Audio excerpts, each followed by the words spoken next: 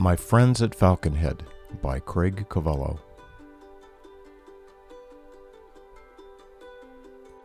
This book is dedicated to my grandsons Jayus and Raj.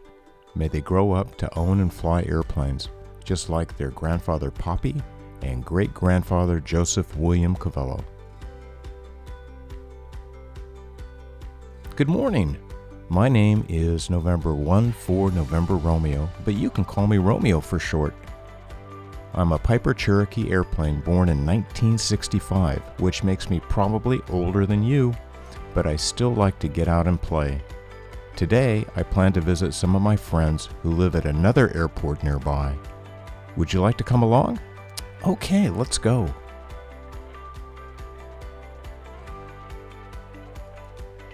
It's a beautiful day up here, don't you agree?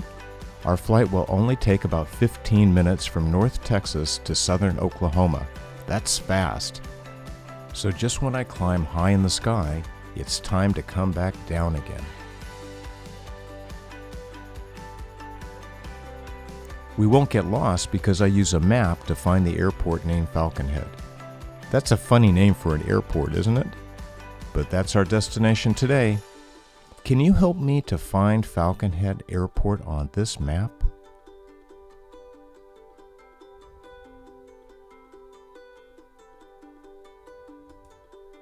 Good job!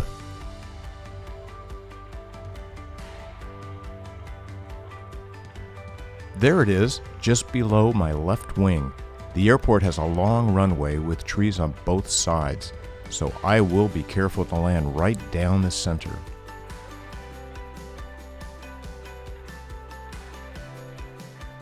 The airport also has a red, round-looking flag on a tall pole that can be seen from the air.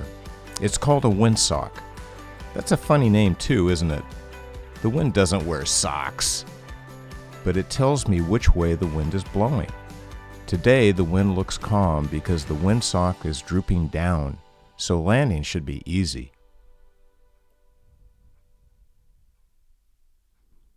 And it was an easy landing, even though the surface of the runway was a little rough and bumpy.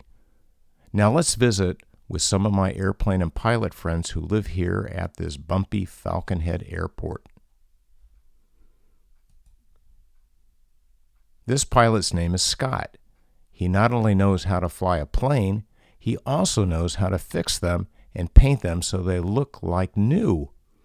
If you are an airplane, Scott is a good person to know. Here is another one of my friends named Ruby. She is a 1947 Stinson Model 108. Ruby is much older than I am, but her red paint is as shiny as it was 75 years ago. Scott is working on her engine, so he has removed the propeller and engine cover, also known as a cowl. Ruby has two steering wheels, which are called yokes. They tell the airplane which way that you want to go. You can steer the plane right or left, like a car, but also make it pitch up or down, which a car cannot do. To pitch up, you pull on the yokes. To pitch down, you push on them. Once you try, it's easy.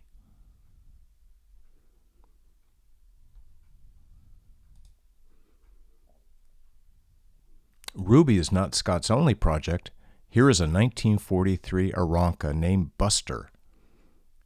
His steel tube frame is called a fuselage and will be covered with fabric. Buster's wings will also be covered in fabric. Here they are leaning up against the wall, waiting to be attached to Buster's fuselage. The fabric comes in a roll. Covering a tube and fabric airplane like Buster is a job that takes a lot of tools and a lot of time.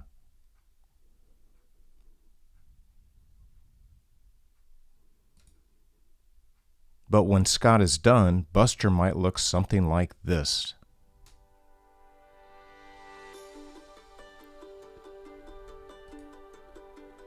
Scott is also working on many other airplanes as well, which must keep him very busy.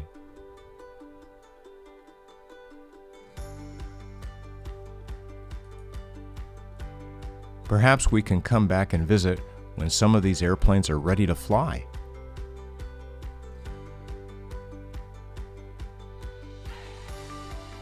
But for now, thinking about all of Scott's work is making me tired.